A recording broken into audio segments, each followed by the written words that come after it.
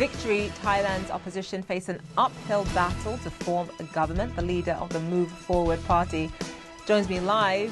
Thailand's opposition parties are in talks to form a new government after huge election wins this weekend. The Populist Party says it is letting the Move Forward party lead that effort. It's a crushing blow to Thailand's military-backed establishment. The incumbent Prime Minister spoke earlier. He thanked his supporters and said he will stay on until a new government is formed. Today, we all know that we have had an election that's been held according to the democratic process. I would like to thank the people for coming out to vote.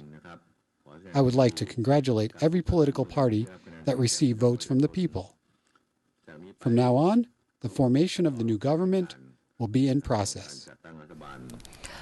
Despite winning the most seats, the Move Forward party and its leader face steep challenges. Thailand's constitution gives the military complete control over the Senate. In the past, parties that have run afoul of the establishment have been banned, and the country has faced numerous rebellions and coups over the past century, most recently in 2014 when the military seized power. Still, popular anger against the establishment has been growing, and the opposition has a historic opportunity to pass reforms.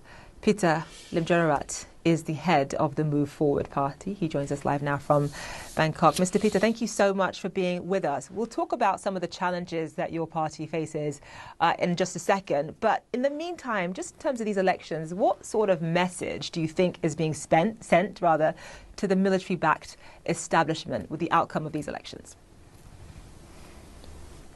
I think it's pretty clear that people have demanded change here in Thailand, with the historical voting turnout in Thai politically history, it's very clear that it's a sentiment of the era has changed, and we have developed a consensus for a new day here in Bangkok, Thailand. So even though you won the most seats and you won the largest share of the popular vote, it is obviously one thing to actually win the election. It's another thing entirely to actually become Prime Minister, especially because the military has so much say in this process. Just walk us through some of the challenges that face you and your party going forward. Well, I think it's pretty clear that the coalition is taking shape as we speak. Or right now, I have my negotiation team, I have my transition team to make sure that the transition of power is smooth. However, the process is 3 steps from now. The election committee has to endorse the candidacy. Then we have to elect a House Speaker. And then the 3rd step would to have joint voting between the lower house and the upper house.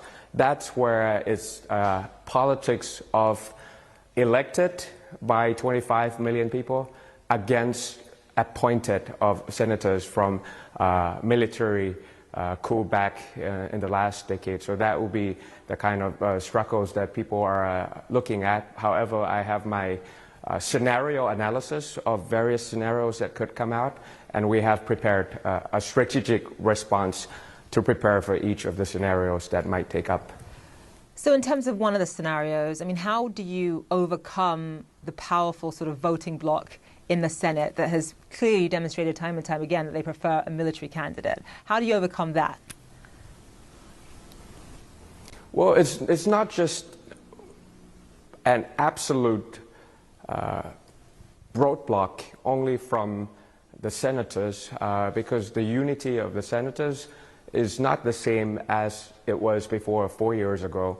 For the past 4 years, the significant shift in public opinion and the kind of consensus that's already been developed and shown in the election. So it's not always the case that the senators, even if it's military appointed, will decide on the vote as before in the previous election. So I think if we keep communicating and we keep explaining what we're trying to do to the country, how well we mean for the future of this country, I think that will not be a significant roadblock. And the price to pay, the cost of going against 25 million votes here in Thailand will be very hefty. So just in terms of the outcome of the election here, one of the things that has worked in your favor, it appears, is the fact that your party won by such a large margin. Had the outcome of the election been that much more hazy, that much closer, this would be a very different scenario for you and your party, just in terms of how much harder the weeks ahead would look. Well, that's about, weight of the politics. It depends on the desire of the voters, how they wanted to see the country going forward. And it turns out to be 50 million vote for me, which is almost like 2.5 times more than the previous election.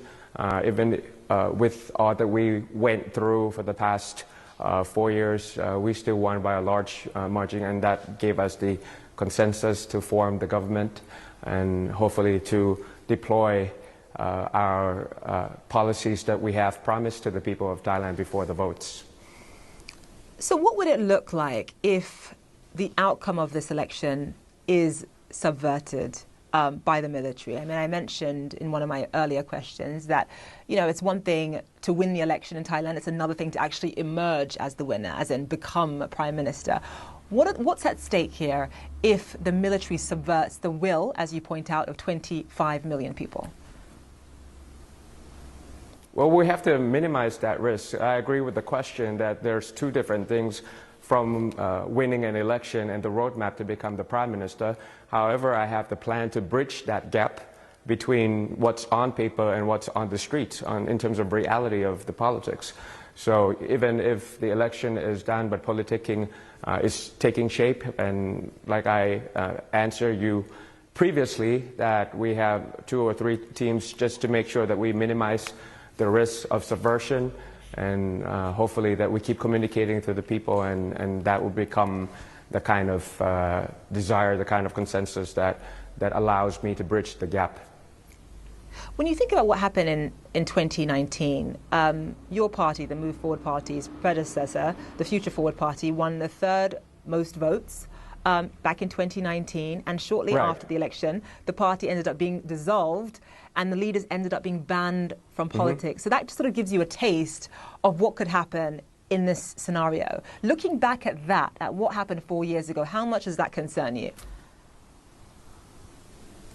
I'm not worried, but I'm not careless as well. I mean, I've been in politics in Thailand for the past 20 years, started from a very junior position, so I can see the brutality of politics all around the world, not just Thailand.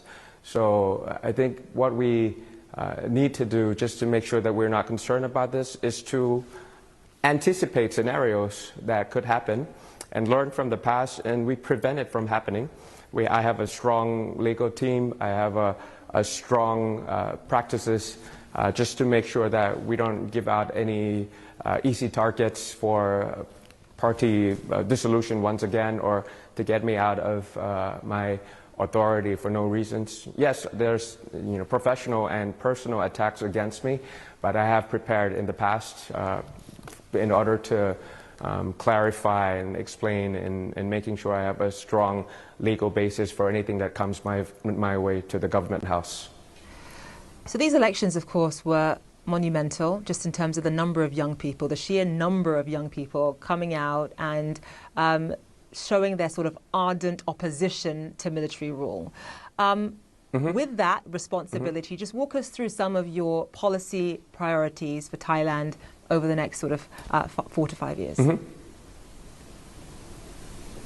Well, your question is 2 or 3 folds. First of all, young voters came out a lot, about 5 million new first-time voters here in Thailand. But the entire generation, not just the first-time, not just the young, the middle age or the old, with the historical voting turnout of almost 76%, that's pretty sensational. In terms of the second fold, you asked me about policy priorities. It's actually 3 Ds. First is to demilitarize. Second is to demonopolize. And third is to decentralize Thailand. I think with the 3-pronged approach, that's the only way that we can fully democratize Thailand and make sure that Thailand is back to business. Thailand is back on the global arena, making sure that the country is contributing as well as benefiting by the new definition of globalization. All right, Mr. Peter, thank you so much for being with us, and best of luck as your party moves forward and forms a coalition. Thank you so much for having me. Of course, you're very welcome. I appreciate it.